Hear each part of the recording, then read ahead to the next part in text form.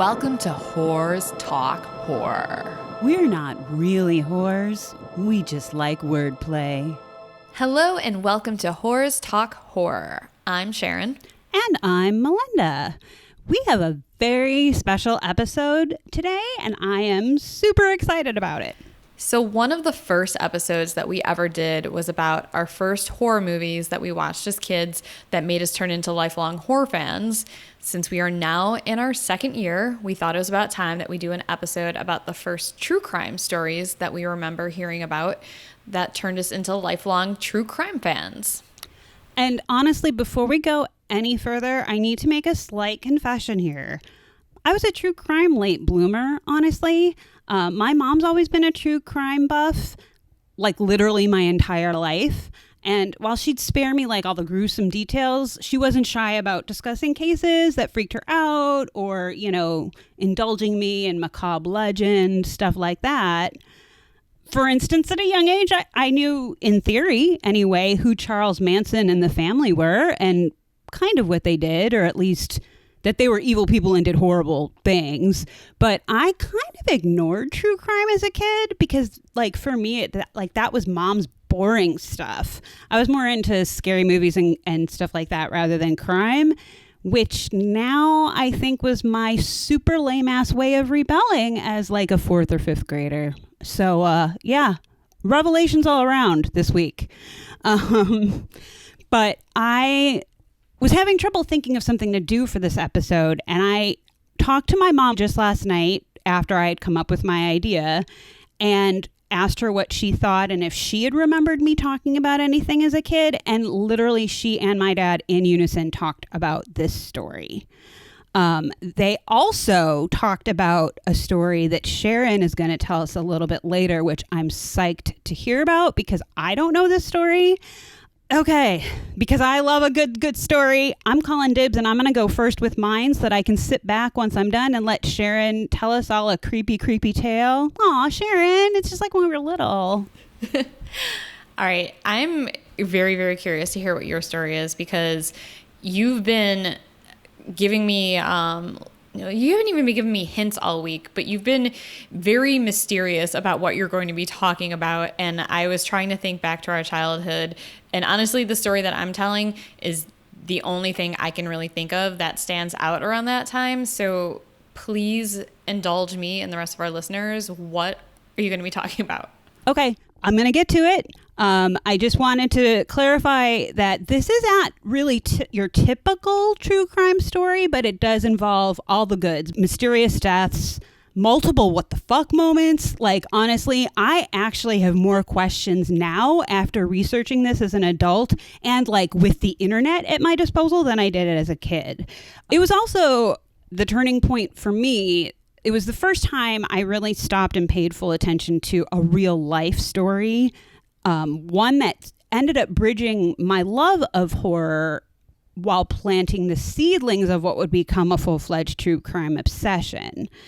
But it also sort of drove home the fact that, sometimes even when you're a kid, mom and dad can't always make it better.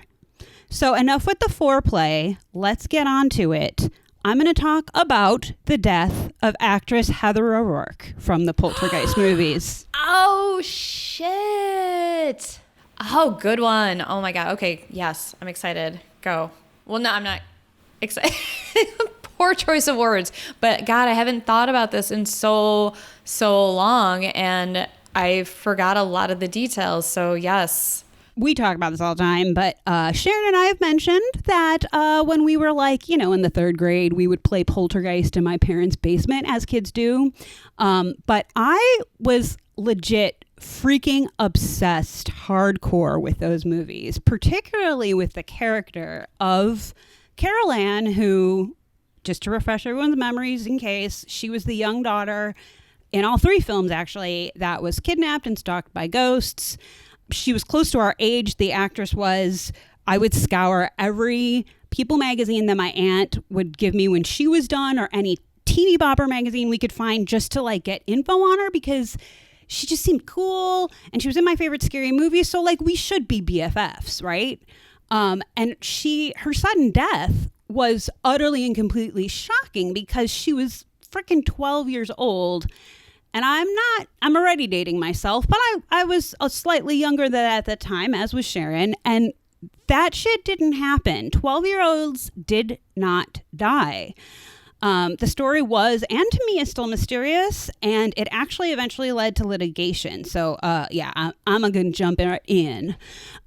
Heather Michelle O'Rourke was born, for a little backstory, on December 27th in 1975 in San Diego. Her parents were Kathleen and Michael O'Rourke. Mom was a seamstress. Dad was a carpenter.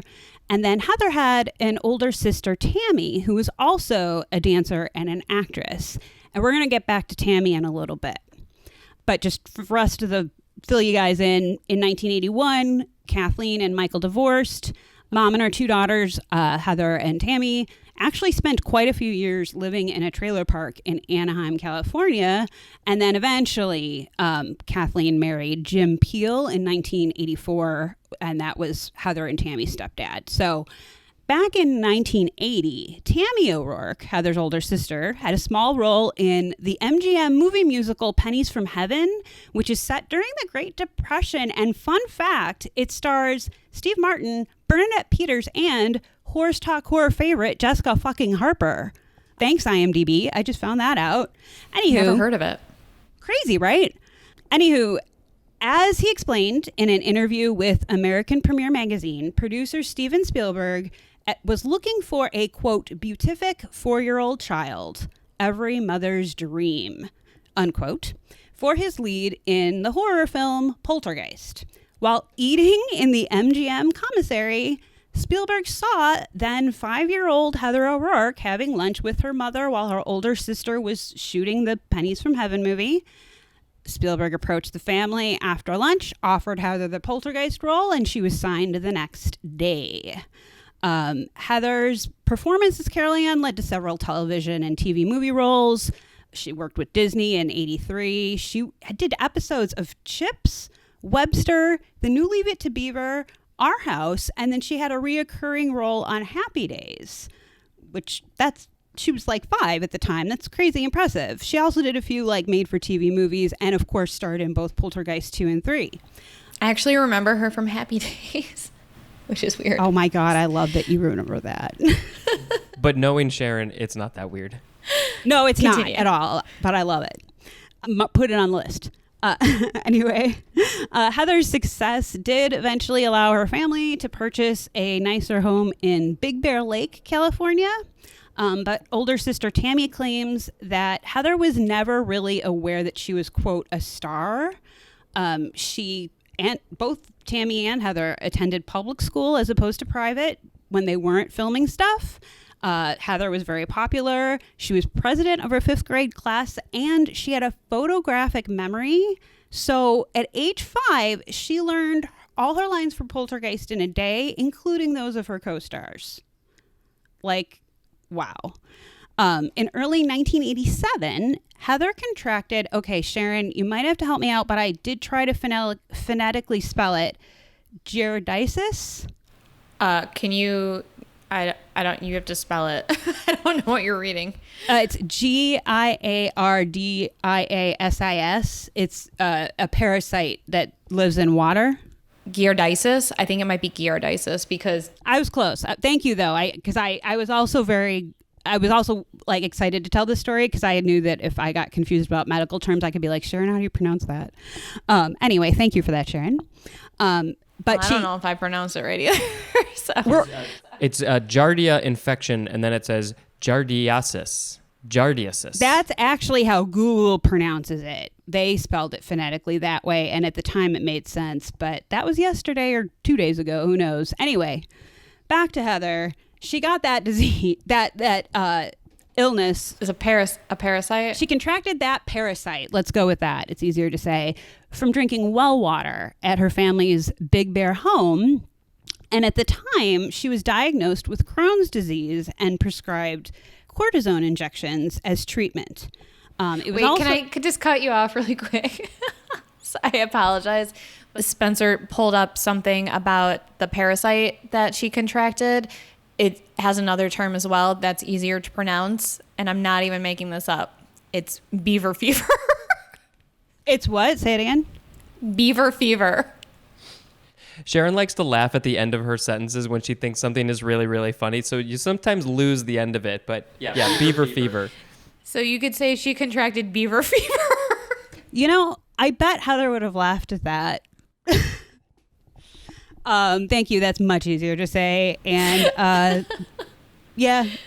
We are not making fun of the death of a little girl, but seriously, some of the terms that they use in the medical Beaver world fever, are, really? They couldn't do any better than that? Seriously? Exactly. And the 14-year-old boy that lives inside me just thinks it's hilarious. Well, I mean, let's be honest. I was giggling too. Yes, we are all 14 inside. Sorry, back to your story. So the beaver fever cleared up. But she was still showing internal swelling by the intestines, hence the cortisone treatments and the Crohn's diagnosis at the time. It was during this time that she was in Chicago filming Poltergeist 3, which was, fun fact, claimed that she didn't like Poltergeist 2 because it wasn't scary enough. I just think that's hilarious. Unfortunately, while filming Poltergeist 3, her mom, Kathleen, talked about how Heather was very self-conscious because the cortisone treatment she was receiving caused facial swelling of the cheeks.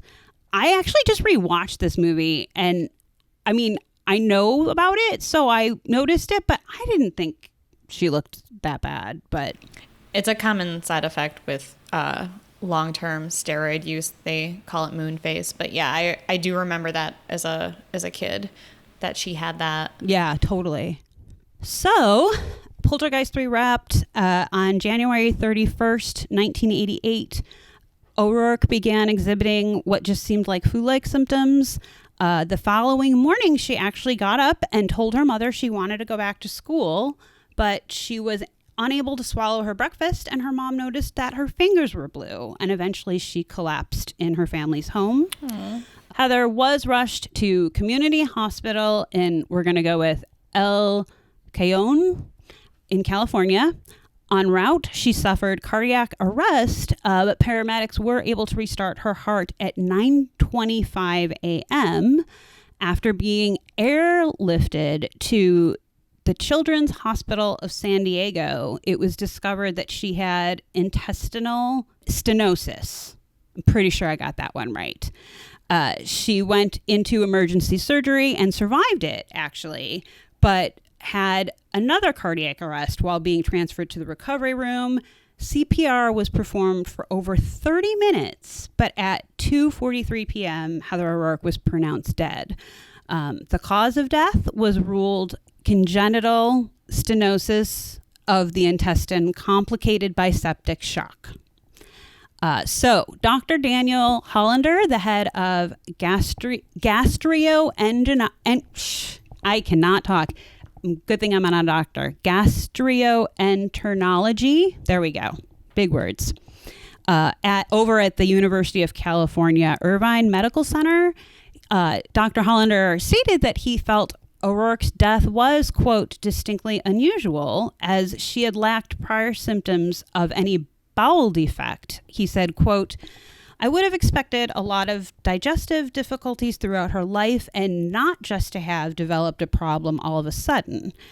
However, and this is not a joke, the head of gastroenterology at Children's Hospital of LA, whose name is Dr. Frank Sinatra, no joke. Do you want me to tell you how to say that correctly?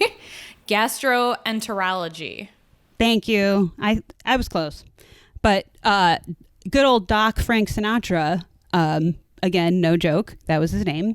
He stated that he thought it was possible for the congenital bowel narrowing to cause sudden death without symptoms of an infection prior, and it still could have caused the bowel to rupture. So I'm already sort of confused, but stay with me.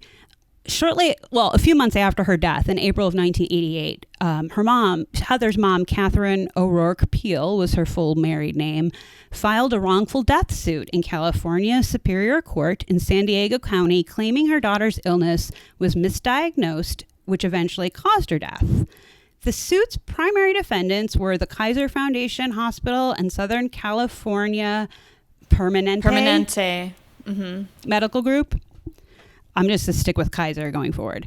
Kathleen states that she received a letter which was dated March 30th of 1987, so prior to Heather's death, from Dr. James Tipton of LA's Kaiser Foundation Hospital, saying that there was, quote, conclusive radiographic Yep. Thank you. Evidence for Crohn's disease. And in case you don't know, it's a chronic inflammation of the bowel.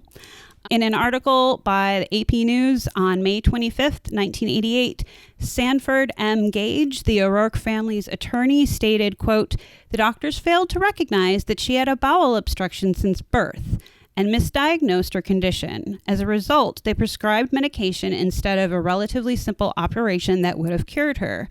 Jesus. And then, unquote, and then her mom, quote, says, it was an intestinal blockage that had probably been present since birth.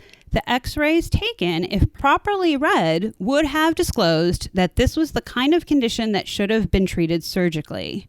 So not much detail, as is the case with legal stuff, is really available as to the outcome of this lawsuit, but through a few online legal databases, I was able to get enough info to see that Kathleen Peel settled out of court for an undisclosed amount with the Kaiser Foundation.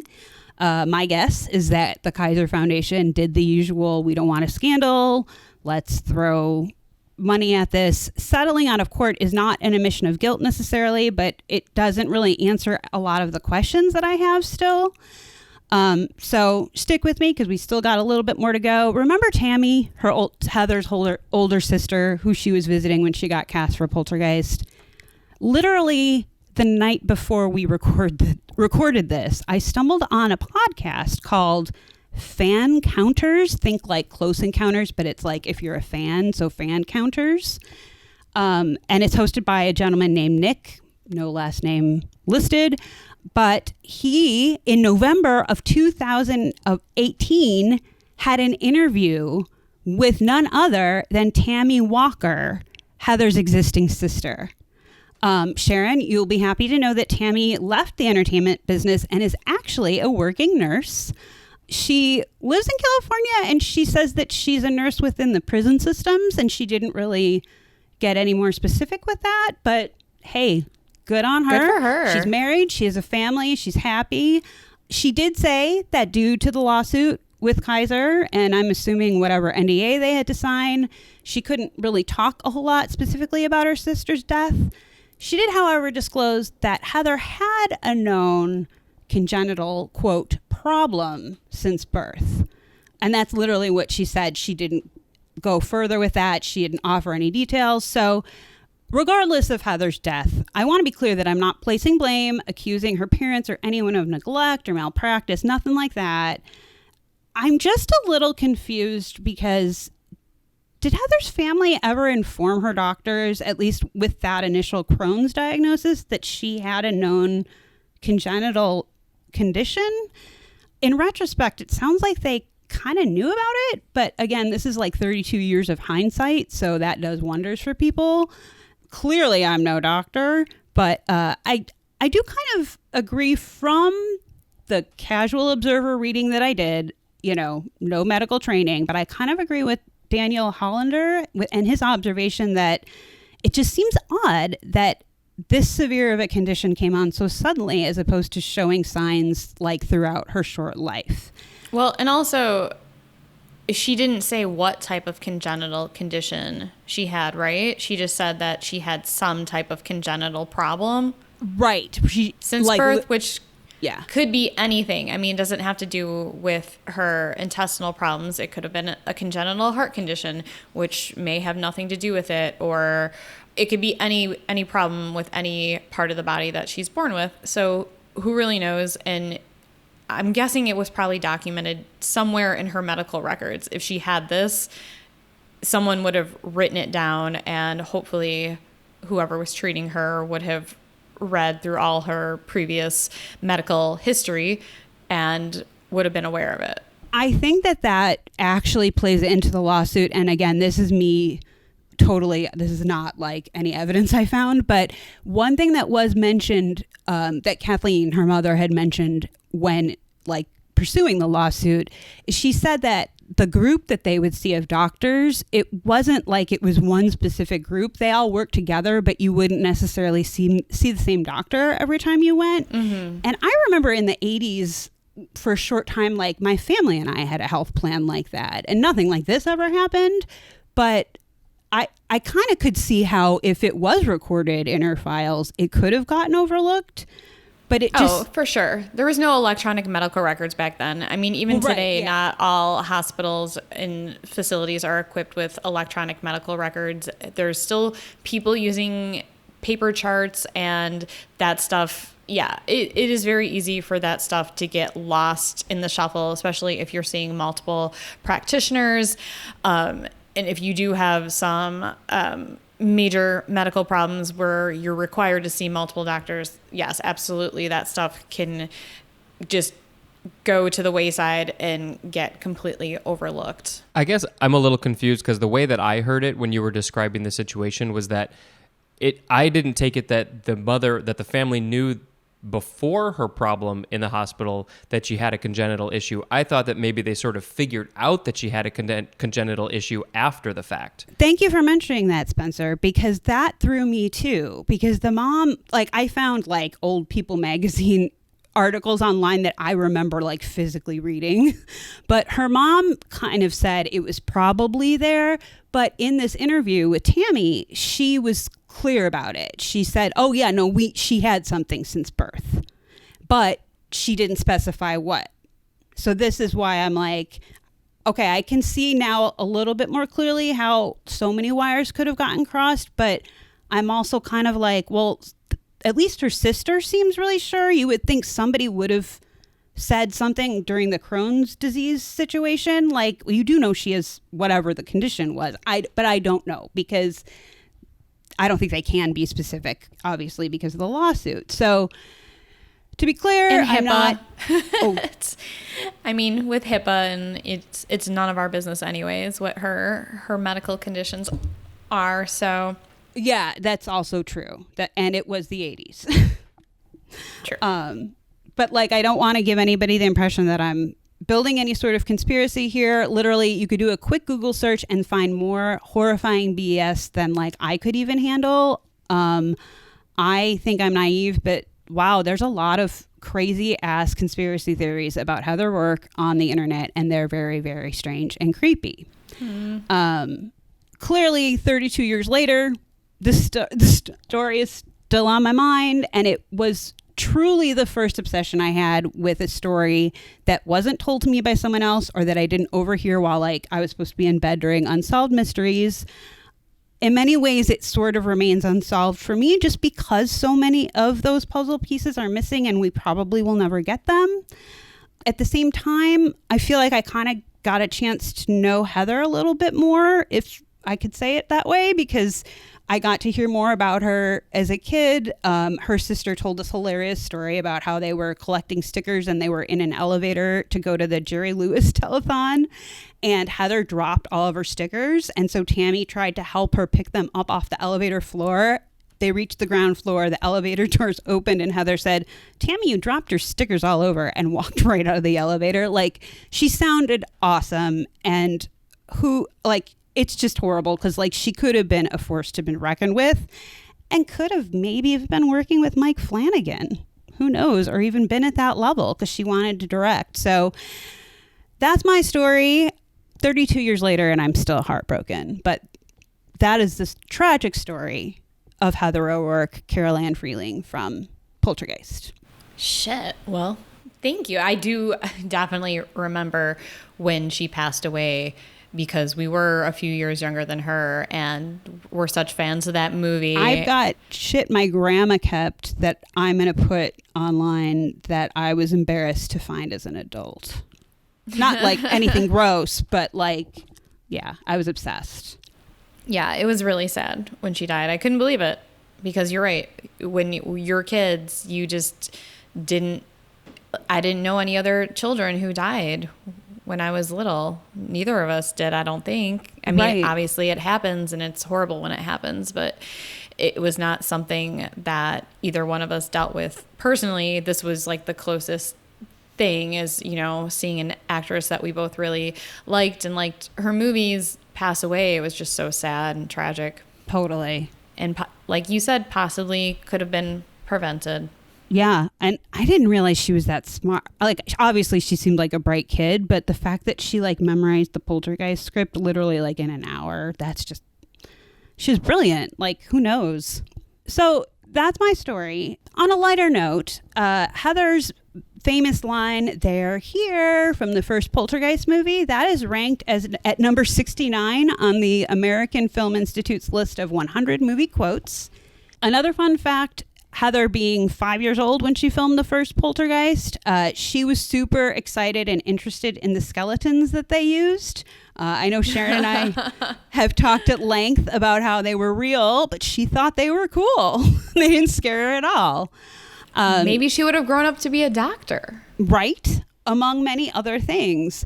Tammy was asked during her interview if Heather and her family went to the funeral of Dominique Dunn, the actress who, of course, played Carol Ann and Robbie in the original Poltergeist film's older sister, who also tragically passed away before her time. Another story we might get into another time, and lots of you probably know it, but this is what I wanted to make sure Sharon knew. Tammy said that they didn't really know Dominique that much because she was older, but they were buds with Oliver Robbins, who played the brother Robbie, and Sharon had a big crush on him when we were little. For like 2 seconds when I was like 8. And then he got braces that exploded everywhere, and you were like, yep, I'm done. I was like, ooh, who's this Christian Slater guy? Bye, Oliver Robbins. Later.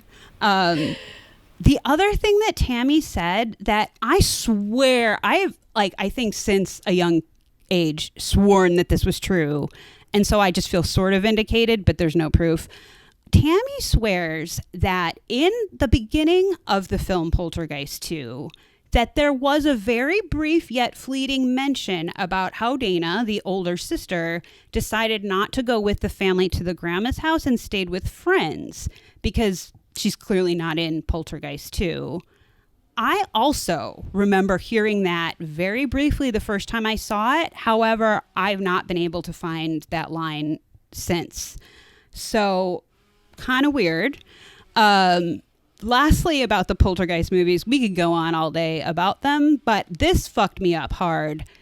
I guess the original ending of Poltergeist 3 has been up for discussion, heatedly online, again, unbeknownst to me completely.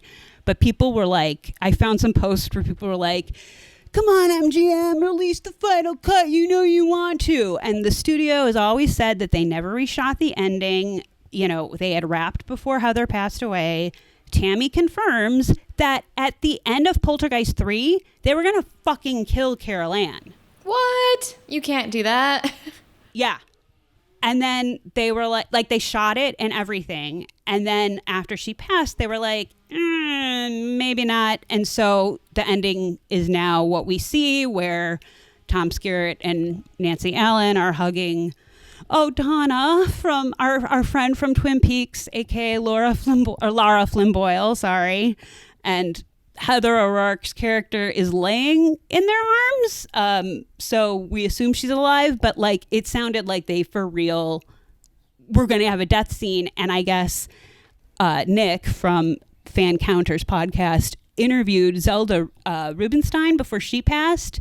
And she was very terse and was like, I don't remember. I don't know. I don't remember what they shot. Whatever. I don't know. And didn't want it. No one's ever commented. In fact, Nancy Allen and Tom Skerritt's agents flat out turned down any requests about it.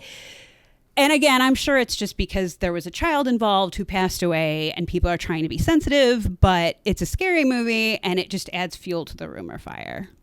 So I just wanted to bring that up because I thought it was kind of interesting. All right. Well, thank you, Mindy. I was like thinking all week, what are you going to tell me? What is your story going to be? I had no idea, but this was, yeah, you surprised me. I did not think of this at all. And I thought for sure you'd know. I thought you would have guessed for sure. Or you'd be like, no, that I don't know if that, like, or something. I was like, I don't know, but this is true to me. I was thinking more true crime. I wasn't thinking of like mysterious death, but you did say that it was kind of involving horror movies with a little bit of true crime, with mystery, with blah, blah, blah. So yeah, I was stumped. You stumped me. Poor little innocent Mindy realized, you know, it's hard to hear about a kid your age who got really sick. And when you get sick, your parents take care of you. And in this case, like, that didn't happen. And it just, yeah, I remember us all being totally fucked up about it, which sounded odd to say just now because it was an actress we didn't know, but we were fans. So, yeah, but it's been over 30 years. Isn't that crazy? That is crazy. So, yes. Please keep Heather's memory alive. That is the tale of Heather O'Rourke. Sharon, I'm glad I was able to surprise you, but my parents are really excited about your story, but I'm more excited because I don't know how I don't know anything about this, but please do tell.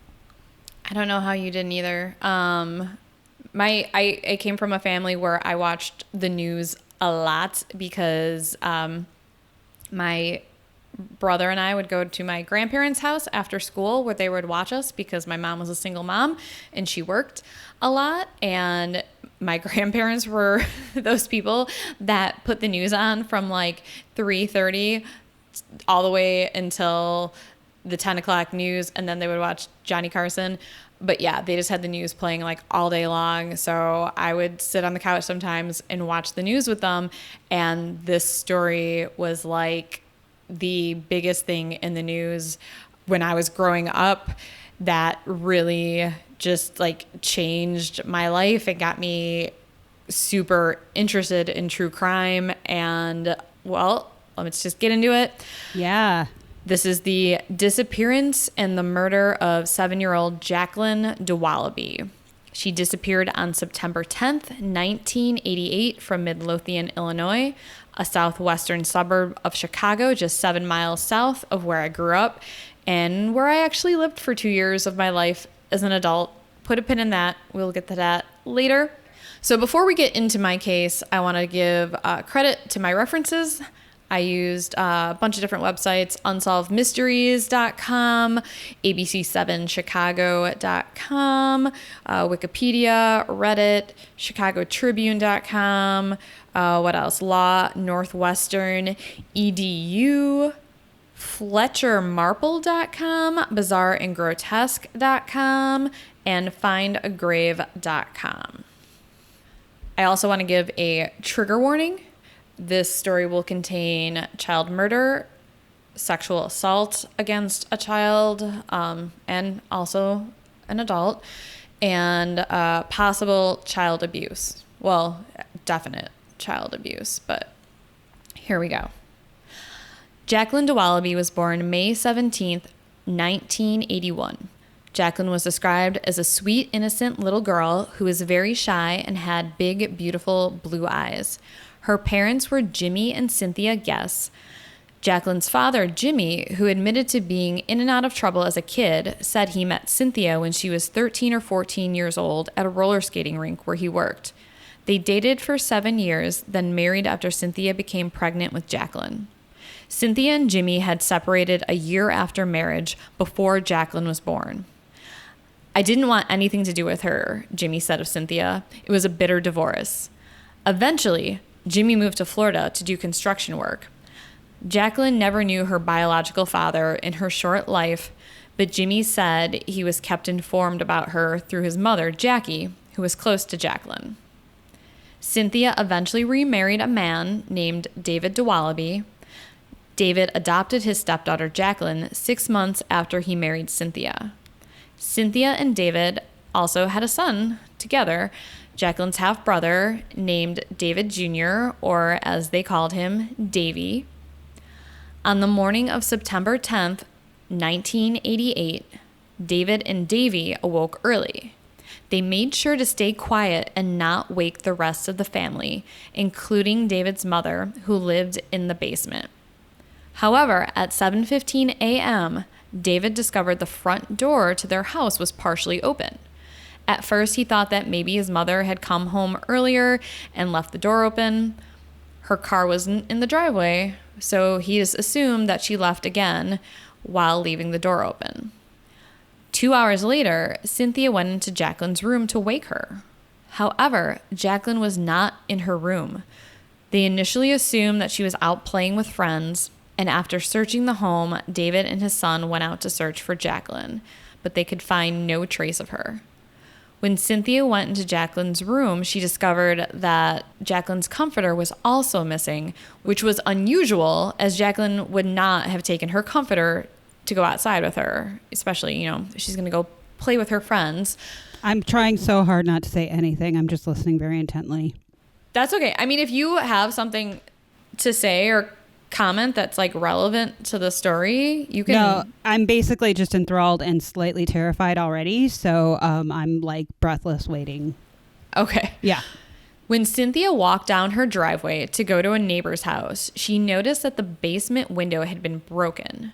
It appeared an intruder had used it to gain entrance to the house. And I just want to say that this story has a lot of resemblance to John Bonet's story. You'll see a lot of comparisons, but John Bonet happened, I think, 10 years later than this. Okay. All right. I'm in it. All right. Oh, God. It appeared an intruder had used the basement window to gain entrance into the house. Within hours, the police and the FBI were at the Dewallaby household waiting for a ransom demand. However, no call came. Search parties were organized, but Jacqueline was nowhere to be found. Cynthia and David named Jacqueline's natural father, Jimmy, as a likely suspect.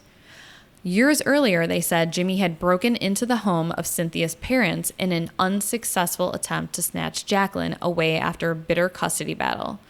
But unbeknownst to the Dewallabys, Jimmy Guess had been in prison in Florida for almost 2 years.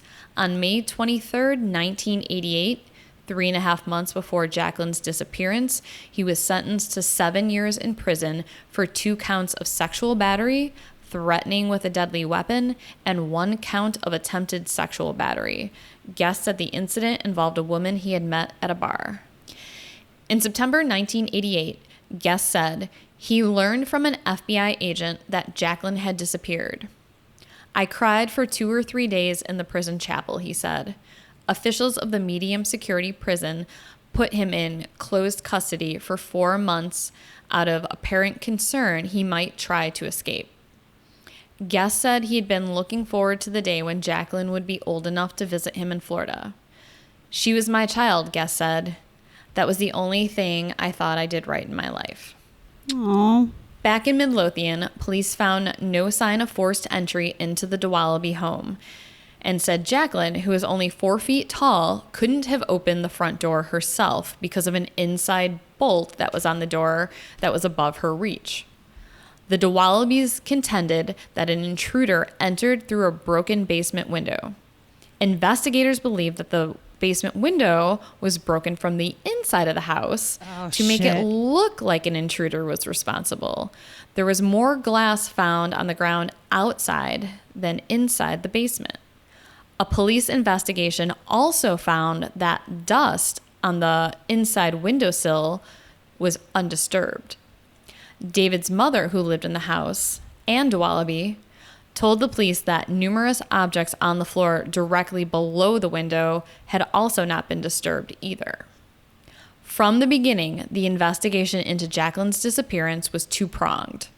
While they pursued the possibility of a kidnapping, they began a detailed questioning of both Cynthia and David. The questions involved what the Dewallabys did the morning of Jacqueline's disappearance.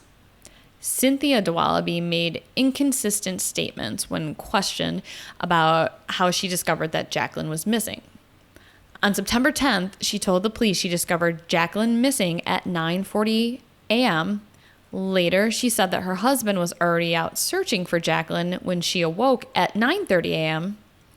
Cynthia Dewallaby's sister-in-law, however, told police that Cynthia had called her September 10th to cancel a ceramics class and told her she was about to awake the children. There was no time on that call, but telephone, or at least Cynthia didn't give a time, but telephone records showed that the call took place at 9:46 a.m. What the fuck? And, I can see inconsistencies because when you wake up in the morning and you're about to go about your daily routine, you're not necessarily looking at the clock to be like, okay, this is the exact time I woke up and this is the exact time I started making breakfast and this is when I did this. Oh, yeah. And it's not until something like this happens where you discover your child is missing. I can see how you would get confused and you're stressed and you're frazzled and you're going to make mistakes. You're human. Oh, for sure. And you're panicking. And I mean, I don't even know what's going on most days until like 11 a.m. And I am working at 8:30 in the morning. So I can't even imagine being under stress of your child going missing. Exactly. So, I mean, they have to pay attention to everything, the police, but there's inconsistencies like this.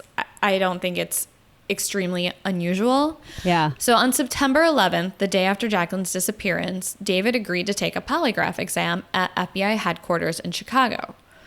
An agent told David that he had passed the exam. 3 days passed with no new leads. David was asked to take another polygraph. The results of this test were inconclusive, with the examiner claiming that David was uncooperative. David, however, claimed that the examiner told him to answer yes to every question, including the question, "Did you kill your daughter?" To which David said he refused to respond with a yes. And this was because he was told by the polygraph examiner that they wanted to calibrate the machine to see if it was working. Yeah. So they're basically like, just lie. Say the opposite answer to the truth for all these questions. Yeah, we're calibrating the old that was a smart move on his part not to answer.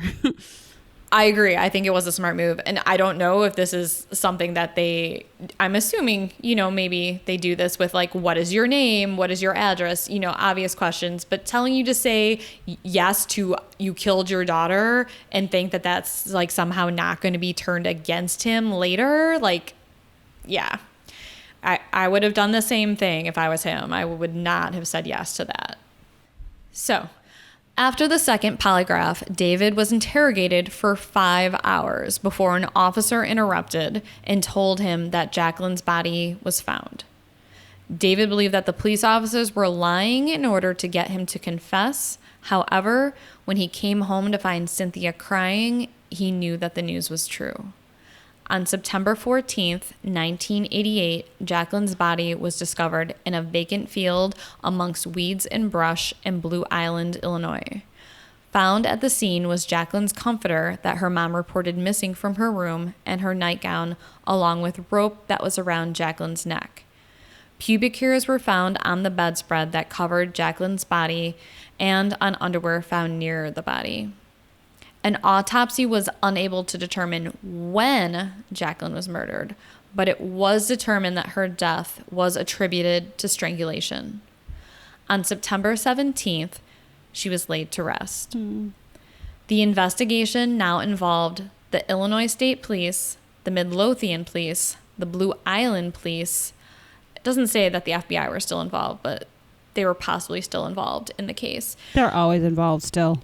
For 2 months, the police gathered evidence and built a case against the Dewalabys. So, 2 days after Jacqueline's body was found, police canvassed residents of the apartments behind which Jacqueline's body was discovered.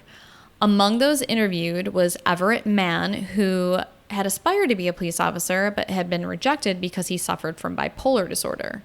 Mann claimed that at about 2 a.m. on September 10th, he had seen someone with a, quote, large straight nose pulling away from what he later learned was the location of the body.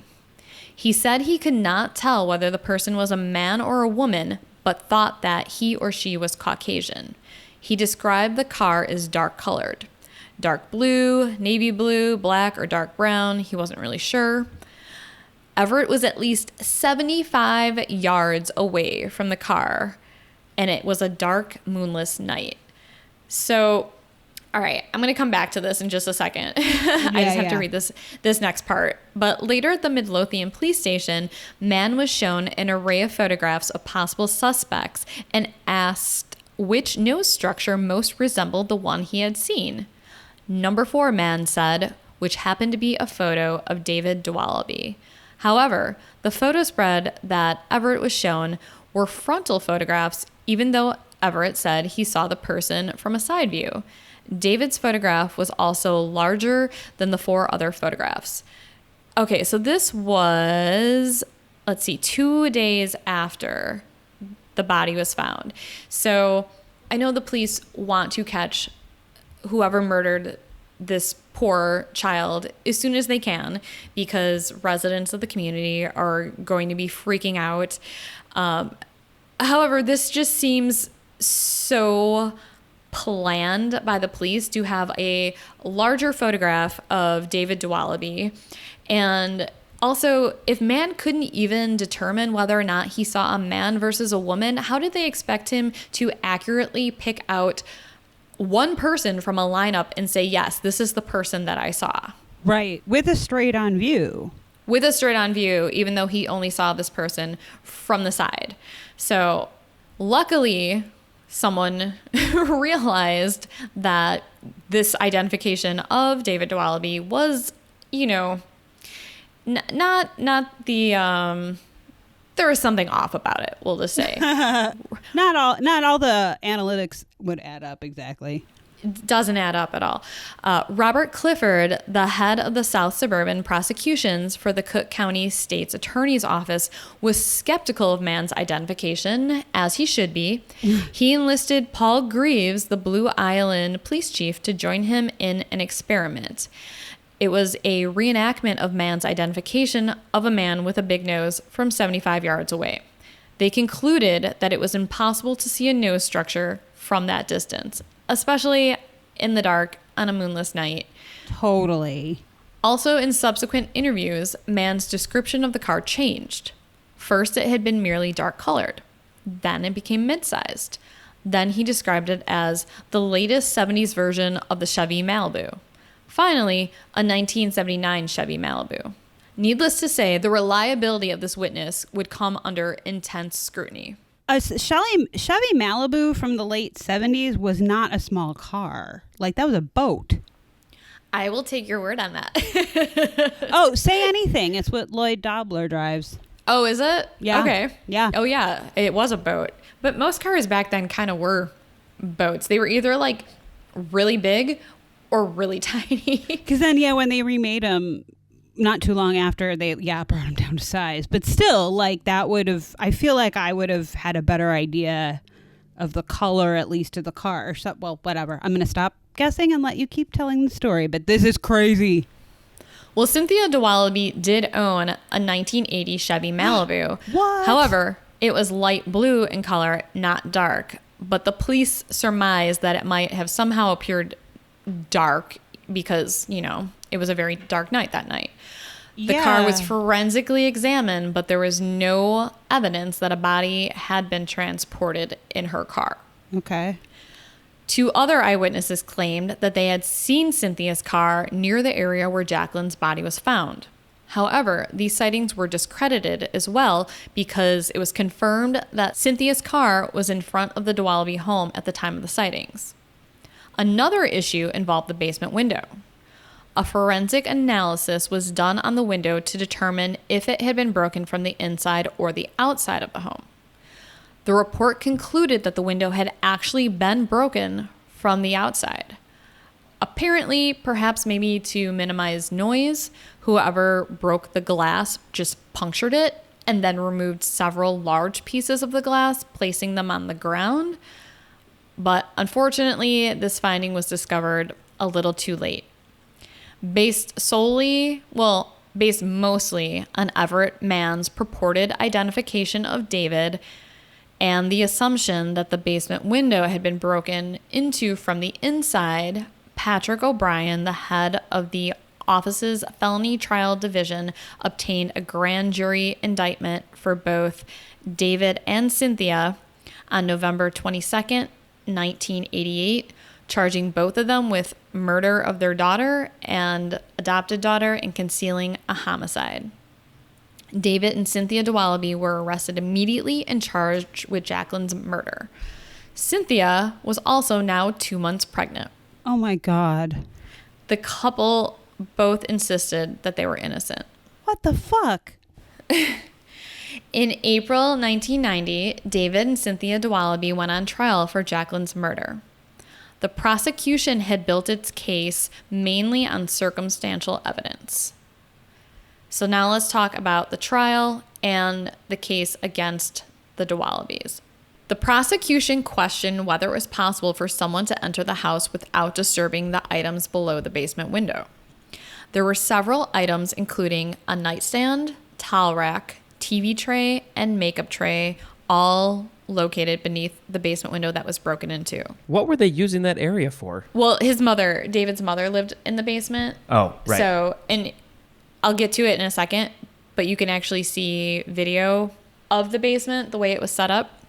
Just put a pin in that. I will literally get to that in like 2 seconds. But it's Spencer. a weird mixture of things. Yeah, no, it was basically set up to be his mom's bedroom. So none of those items were disturbed. To prove this was possible, David shot a video showing a neighbor entering through the basement window. The neighbor was able to wedge his leg on the wall and enter without disturbing anything.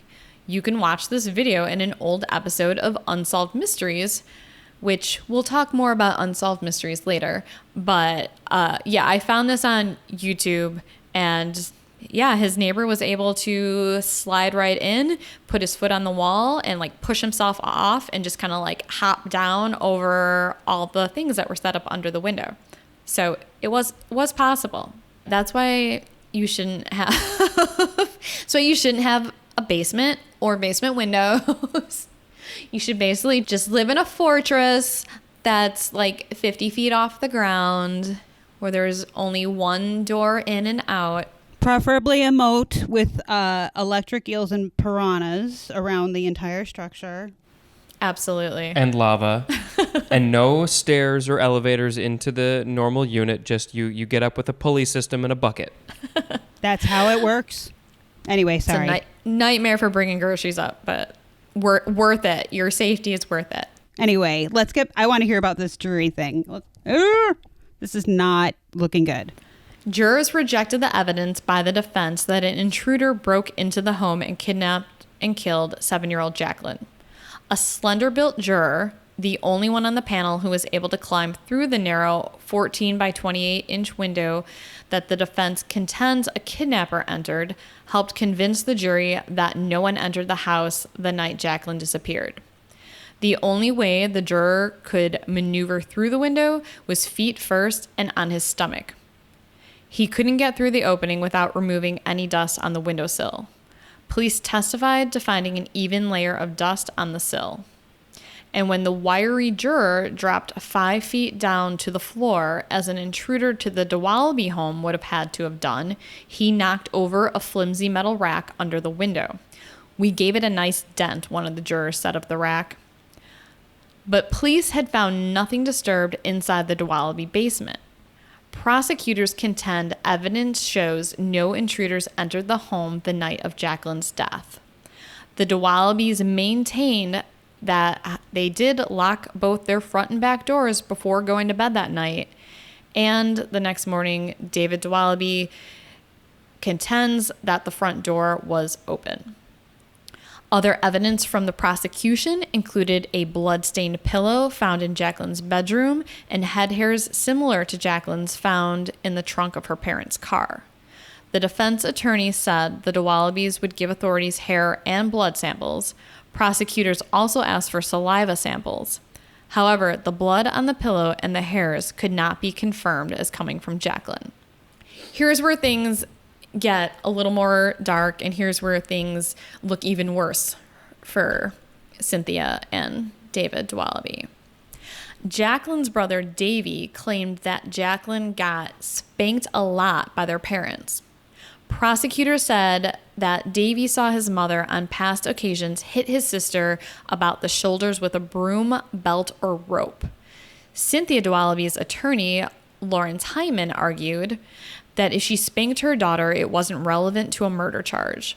He also noted that Jacqueline's brother had made the allegations after he had been taken from his parents and constantly questioned by psychologists in the presence of police and prosecutors during a 5-day stay at Mount Sinai Hospital. So who knows what really went on? You know, he was taken away from his parents, his home, his sister was just murdered. Not sure if that was information that was disclosed to him, as he was quite young at the time. He was being questioned by psychologists who were, you know, total strangers to him. There was police surrounding him. I mean, can you even imagine staying in a hospital with all this going on and not being in your house or being with your family? And I mean, some of the things he might have said definitely could have been made up, or they could have been like putting words into his mouth to get him to say things that weren't true. Who knows? Right. And we know that like people like from war or even confessions with cops, like if you're sitting there being like yelled at for so many hours and told that you did something, eventually you're going to want to just say you did it to get out of there, really. And if Exactly. Oh my God, that's awful. Another argument from the prosecution was that David Dewallaby's mother, Anne, and an undisclosed neighbor identified the rope found curled around Jacqueline's neck as the same one they had seen David Jr. playing with numerous times, which came from the Dewallabys' garage. Oh boy. There was also evidence of violence in the Dewallabys' house. Photos of the interior of the house revealed signs of, quote, great violence. Fist marks through hollow core doors and drywall jumped out at you in the photos. The Dewallabys never testified during the trial.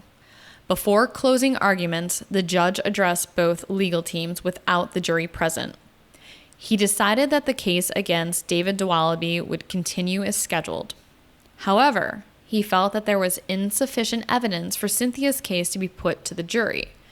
Cynthia had been acquitted of the murder by the judge, although the only substantial difference in the evidence against her and that of her husband David was the purported identification of him by Everett Mann, which is shoddy evidence at best. Right, yeah.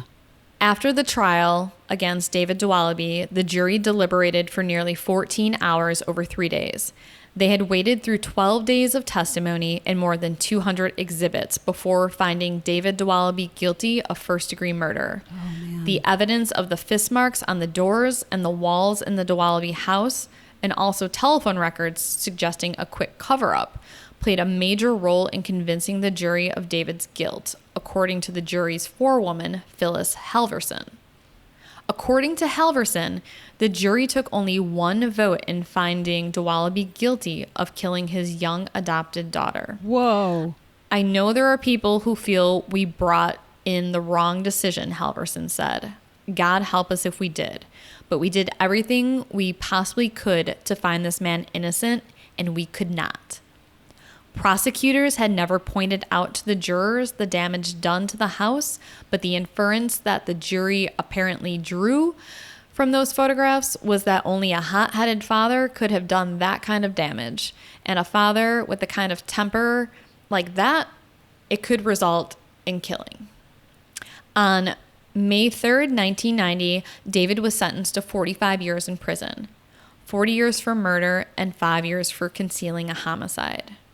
Had the jury been allowed to decide on Cynthia Dewallaby's involvement in the killing, Halverson said, I think we would have probably convicted her of concealment, but I don't know if we would have convicted her of murder one. Halverson said she had found Cynthia Dewallaby's frequent crying during the trial unconvincing. Her crying was at all the right moments, she said. Cynthia and friends of the family created a grassroots movement in an attempt to get David released. The movement caught the attention of legal journalist David Protests. In several articles, he criticized the conviction of David Dewallaby. In July 1990, the Chicago Tribune published a 2-part series by Protest based on the interviews with the Dewalabys. As a result, one of the trial jurors contacted Protest, telling him that she regretted the verdict but had caved in due to pressure from other jurors. Oh my God.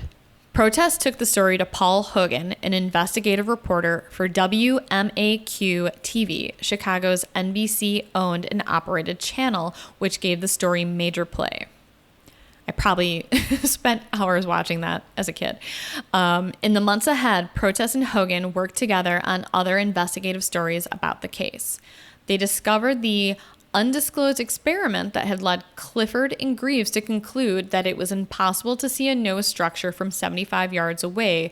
And it was apparently not brought up at all in the trial that there was this experiment, which would have been impossible to see that. So I'm not sure if that was a fault of the defense, or maybe the judge didn't allow that evidence. I'm not sure why it was not included in the trial. At least I don't think it was. It seems from other things that I've read that I'm going into now, it seems like it was not discussed at all during the trial.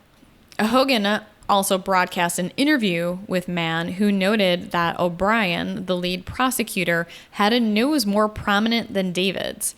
If O'Brien's photo had been in the array he was shown, Mann proclaimed on camera that he would have identified O'Brien instead of David Dewallaby. Whoa. However, there would be no retrial. On October 30th, 1991, the Illinois Appellate Court unanimously reversed David's conviction without the possibility of a retrial, holding that Judge Neville had erred in not directing a verdict in David's case as he had done with Cynthia. David Dewallaby was released from prison on November 13th, 1991, after spending 583 days behind bars, counting 24 days in jail after his 1988 arrest. However, some investigators are still convinced that David Dewallaby is responsible for Jacqueline's murder. 9 months later, after he was released from prison, NBC's Unsolved Mysteries broadcast a segment on the case, which resulted in a tip on an earlier suspect in the case, which, Mindy, comes back to your question and brings us to other possible suspects. The first suspect being Jacqueline's uncle, Timothy Guess, the brother of Jacqueline's biological father.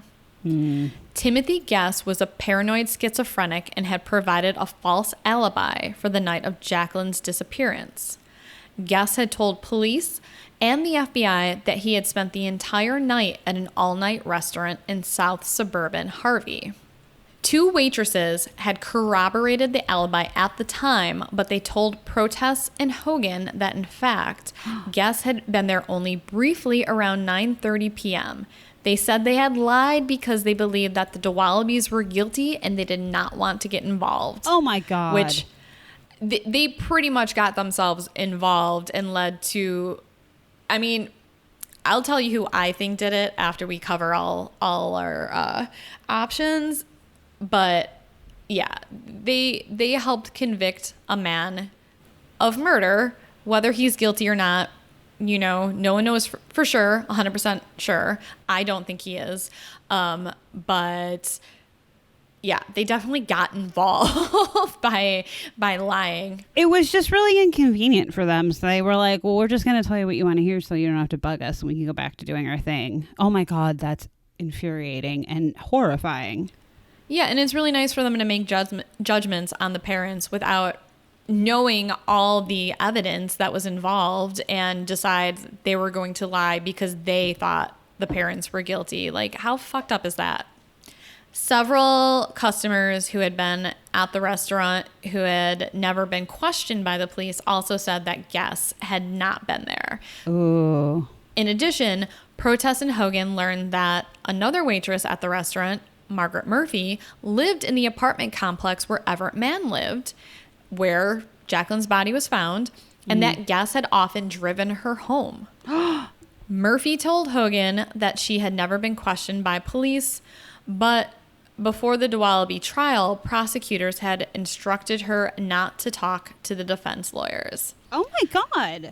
And yeah, so it sounds like between the alibis who lied between the police not questioning everyone that they could have or should have been questioning by that photograph that they presented of David Dwallaby being much larger than the other photographs in that lineup.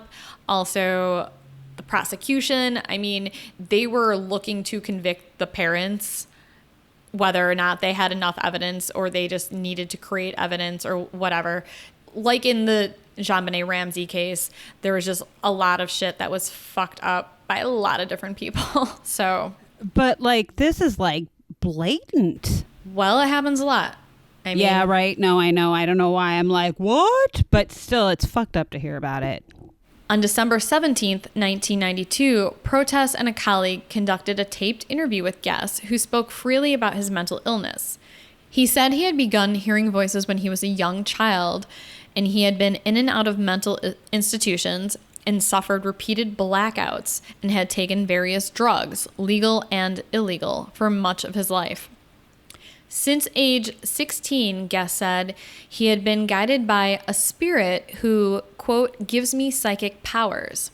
Powers that enabled him to precisely describe the layout and interior of the Dewallaby home where he had never been. When asked how to get to Jacqueline's room, he said, I walked past Davy's room, quickly adding, that was the spirit talking, not me. I didn't say nothing. I just released information. So Guess adamantly insisted that he had been at the Harvey restaurant the entire night that Jacqueline disappeared. When asked why customers and waitresses would say otherwise, he explained, quote, maybe I was invisible that day. The spirit can help me do that. I was there physically, but no one could notice me. Oh, man. Oh, God. On January 4th, 1993, a spokesman for the Cook County State's Attorney's Office announced that the investigation into Jacqueline's murder had been reopened, but despite mounting questions, Guess never faced any charges, and he died in 2002. So I'm not really sure what actually happened there. I mean, I personally think he was the one that murdered Jacqueline. My jaw is like open right now, literally. I don't know if they ever did any DNA evidence on him to see if any of the hairs that they found on the comforter matched up to him, or the blood that was found on her bedspread, because they said that the blood-stained, not the bedspread, but the pillow, they had a blood-stained pillow that was in her room. I'm picturing that maybe if he broke the window that night, oh yeah, he could have possibly cut himself when he went to take Jacqueline from her bed. Maybe he got some blood on the pillow. You know, nothing that I read about them ever testing that to see if the blood matched him or the hair that they found matched his. You know, there was pubic hair that was found at the scene of the crime. Obviously, that did not belong to Jacqueline. You know, so... Which, that's fucked up. Did you find anything about... Is that true that he had never actually been in his brother's home? Or was that... Yeah, that's what I heard, I read. No, it's not his brother's home. His brother, they had gotten divorced. His brother had moved to Florida. This was his ex-sister-in-law's and her new husband's home. Yeah, I know what you meant, though. Thank you, yeah. According to what I read, he was never in the Dewallaby home, but somehow he was able to tell the police the exact layout of their house. How? I mean, a spirit. Or maybe you murdered Jacqueline Dewallaby, and that's how you knew. Well, there's one other suspect, Perry Hernandez. He is a convicted sex offender who had committed a similar abduction almost exactly 1 year to the day after Jacqueline's murder. Perry, who lived in Blue Island, which is the town where Jacqueline's body was found, abducted his 7-year-old neighbor from her bed at night while her parents, 4 brothers, and sisters were all sleeping. So there were 6 other people in the house. Her twin brother was sleeping in another bed only 3 feet away. Perry carried her in her nightgown about a mile away from their home before raping her under a railroad bridge by the Calumet-Sag Canal. Aww. The Dewallabys always contended that an intruder, perhaps Hernandez, broke into their Midlothian home, kidnapped Jacqueline, and killed her. The prosecution hammered at differences between the 2 incidents. but the defense stressed its main point that a young child can be snatched from their home in the middle of the night right under their parents' noses. I mean, clearly. Hernandez's girlfriend also said that Hernandez occasionally stayed in her apartment where she lives in Midlothian, about 5 blocks away from the Dewallaby home. Hernandez steadfastly denied any involvement in the Dewallaby killing. And even though there is a lot of similarities between Jacqueline's case and the kidnapping of Hernandez's neighbor, evidence found on Jacqueline's body did not match him, and police ruled out Hernandez as a suspect. In October 1990, Hernandez was sentenced to 45 years in prison by a Markham courthouse judge who called the crime a parent's worst nightmare. This is for the abduction of his neighbor. In sentencing, Associate Judge John Wazalewski also tacked on 35 years for 4 other crimes, including the attempted rape and beating of a woman passenger on a Metro train station platform. Whoa. So hopefully he is still in prison today, because what a fucking horrible piece of shit, and he should not be walking the streets. So where do things stand as of today? After David and Cynthia were both acquitted, no one else has ever been charged. To me, I kind of want to know what was done about Jacqueline's uncle who has passed away. I want to know, like, how much did they really investigate? Did they do DNA testing? And I wonder if that evidence even still exists, because stuff does tend to, like, quote, get lost or go missing over time, you know, because technology is so much better now. I would be totally interested if there was any way they could read. Because how did random hairs end up in her bed or on her pillow? Like, what the fuck?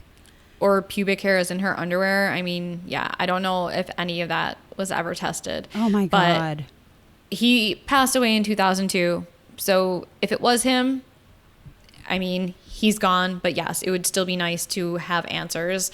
And hopefully David and Cynthia pressed the police to look into that further. I'm hoping they at least received a satisfied answer, even though maybe we don't have anything. Maybe it was never released to the public. Hopefully they got a little bit of closure about whether or not it was him. I guess if it wasn't, someone out there still could be at large. But the Dewallaby case files are rarely touched at the Midlothian Police Headquarters, and Jacqueline's murder is officially labeled as unsolved. Police say there hasn't been any new leads in years, and even if new evidence were to surface further implicating Cynthia and David, they could not be tried under the double jeopardy clause of the Constitution. Right.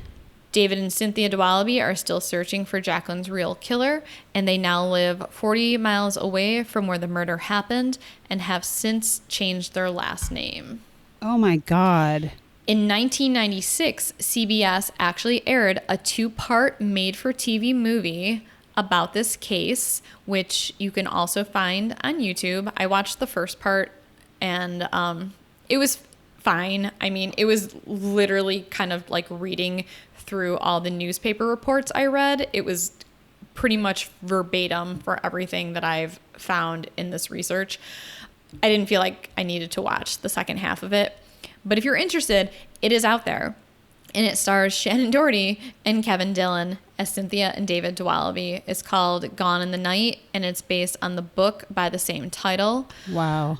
Jacqueline would have been 39 years old this May. All right, so here is a really weird personal connection that I have to this case. As I stated, I remember hearing about this case when it happened. I was basically around the same age as Jacqueline when it happened, and I remember seeing it on the news a lot from basically 1988 to about 1991 when David was released from prison, and even beyond then. And I always remembered thinking how scary it was that a child could be taken away from their home in the middle of the night while they're sleeping and murdered. At this point, I was already watching horror movies. I had seen The Shadow Man in my room when I was little, which we have talked about in a past episode. So now on top of all that, I had to worry about murderers breaking into my house in the middle of the night. And I never forgot the story. It just always stuck with me. And I never forgot what Jacqueline looked like. She was a beautiful little girl with dark hair, big blue eyes, freckles. There was one photograph that they always showed in the news and in newspapers. And like that image just stuck with me. Mm-hmm. As I said, I thought about this case often in my life. And when I moved to Midlothian, where she lived, to live with my then boyfriend, I was like, oh shit. Like, oh wow, this is the town where Jacqueline Dewallaby grew up, and this is where, you know, she was abducted from. And then the town where they found her body, Blue Island, I actually spent like tons of time there. I actually dated a guy from Blue Island and had a bunch of friends there, so I like always hung out in that area as well. But when I was living in Midlothian, I never thought to Google where she lived. Like that never came across my mind to do that, or that I would even find that information.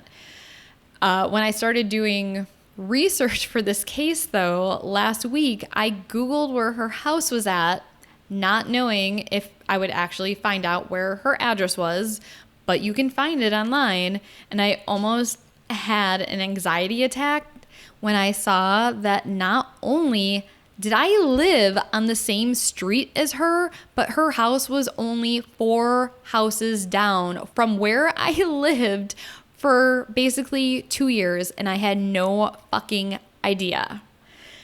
Mind you, the house that I lived in, I've also talked about this on the show before as well. This is the house where the man who lived there before my boyfriend bought the house died in our living room and haunted the fuck out of the place until my boyfriend basically was like, stop, like, please stop. I can't take this anymore.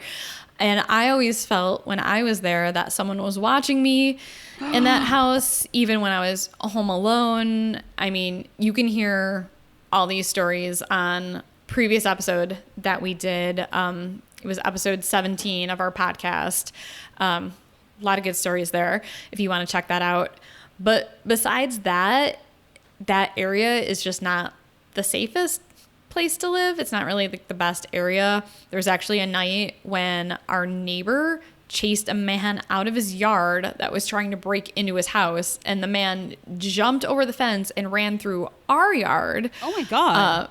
Yeah. So on top of all like the weird stories that happened while I lived in that house and all like the ghost stories that I heard about before I moved into the house, if you told me that Jacqueline Dewallaby's house, like the little girl who got kidnapped and murdered, that you were obsessed with, that I was obsessed with most of my life, lived basically 4 houses down from me, I think I just would have like moved the fuck out of that house ASAP.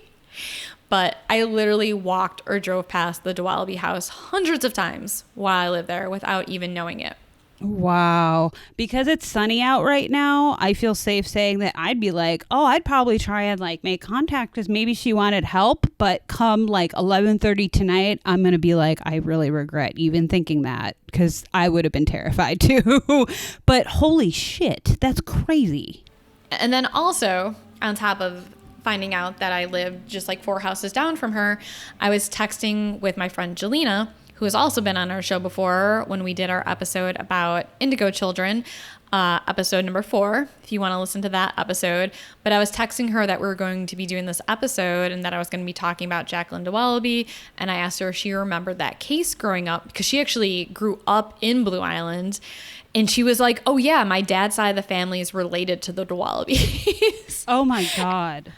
And I was like, what the fuck? I mean, I know it's not something that would just come up during casual conversation, right. But like yeah. The coincidences regarding this case, like now that I did the research into it, are kind of strange. That's totally strange. I don't know, man. I feel like there's this weird energy that you seem to pick up on, and like then we're gravitating towards people that were somewhat related. Maybe, I don't know. That is oh my God, this is crazy. Yeah, I don't know where the synchronicities are leading me, but I honestly, I really think her uncle did it. So I don't think I'm supposed to like find her killer or anything like that, because right. I think he's since passed. But you're telling her story. and it's getting out to more people, maybe that's what needs to happen, or at least just to honor her memory. But oh my gosh, that is just, I cannot believe that you like were in such close circles and didn't know until like just recently. You must have freaked the fuck out. Oh my God. Yeah, she did. She told me, you told me a little bit about it, but then you were like, no, I'm going to tell you when we do the show. So I've been like dying to hear about that. Is crazy. And as we mentioned, or as I mentioned in my story, there was an episode of Unsolved Mysteries that features the Dewalabys. But Mindy and I have been watching the new Unsolved Mysteries. Oh my God. And yeah, it's on Netflix now, in case you did not know. It originally aired from 87 to 2002, and then again from 2008 to 2010. Robert Stack hosted the original series from 87 to 02, and then he passed away in 03. Rest in peace, Robert Stack. Yes. Oh my God. He made that show He so really great. did. He totally did.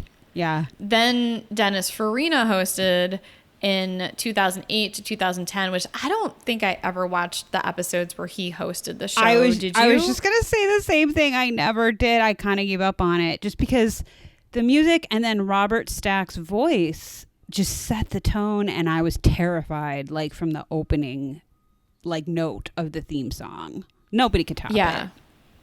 I know. And I was asking my mom too. I was like, have you been watching the new Unsolved Mysteries on Netflix? And she was like, I never watched the old one. And I was like, really? I'm like, so did I watch that by myself? Which just seemed odd because I always thought I watched it with her. But yeah, maybe I was just watching it by myself because I was obsessed with that show. It scared the fuck out of me. That doesn't seem odd to me.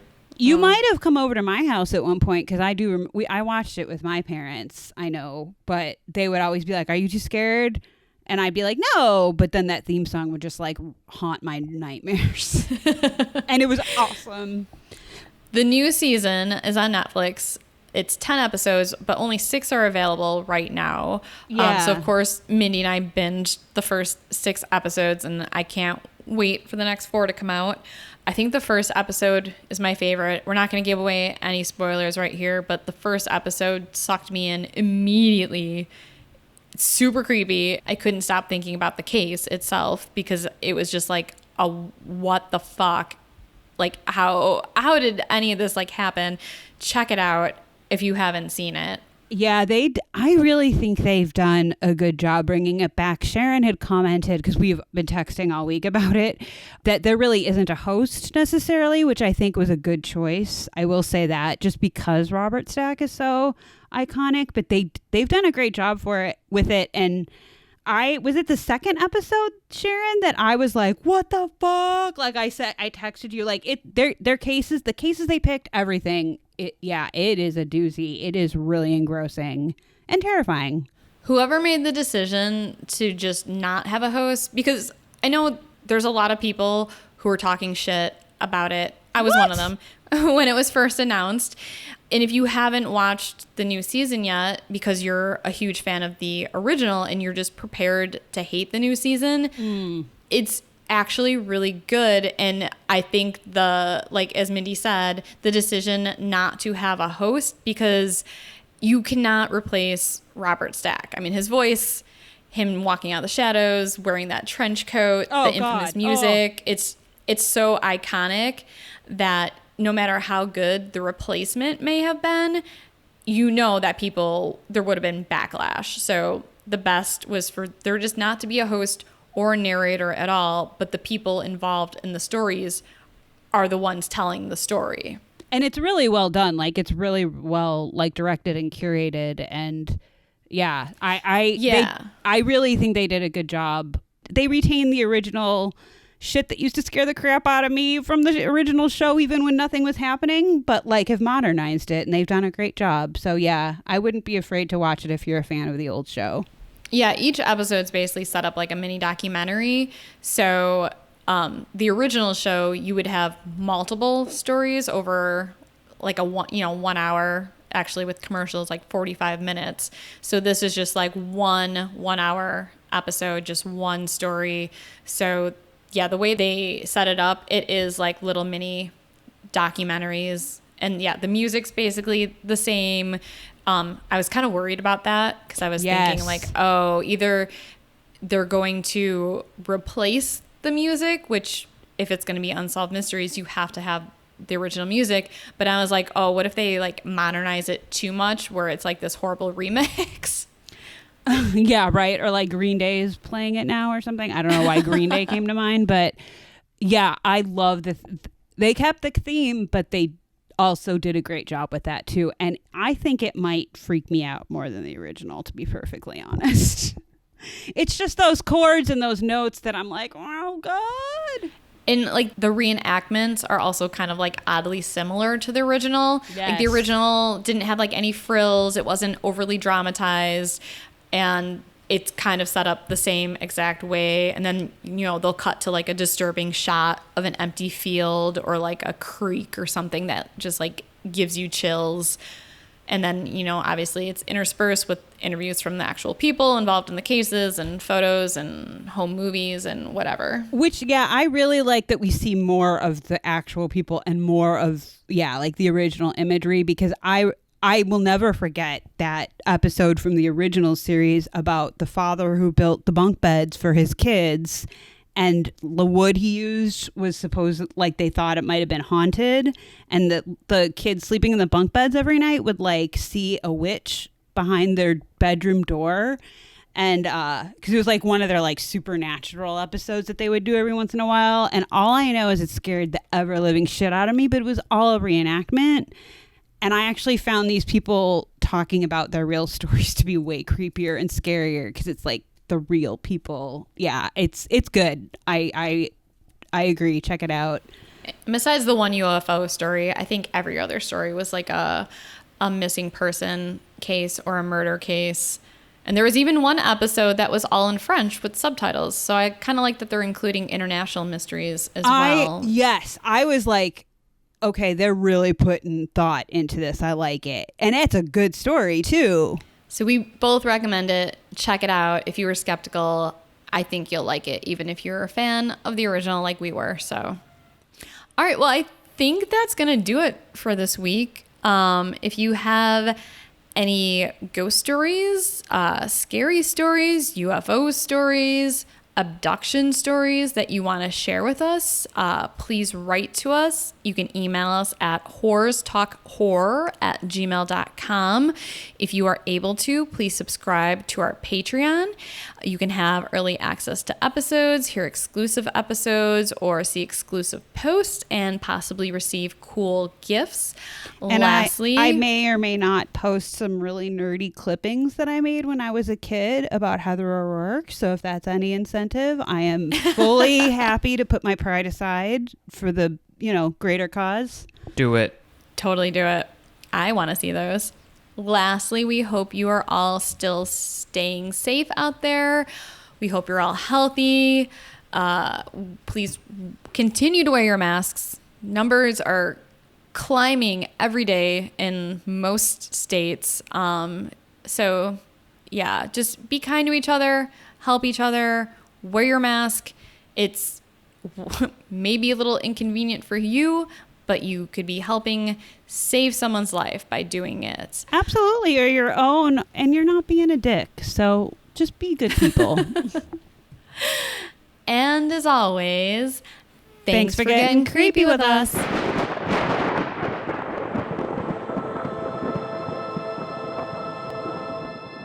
Sharon, do you want a beer? Oh my God.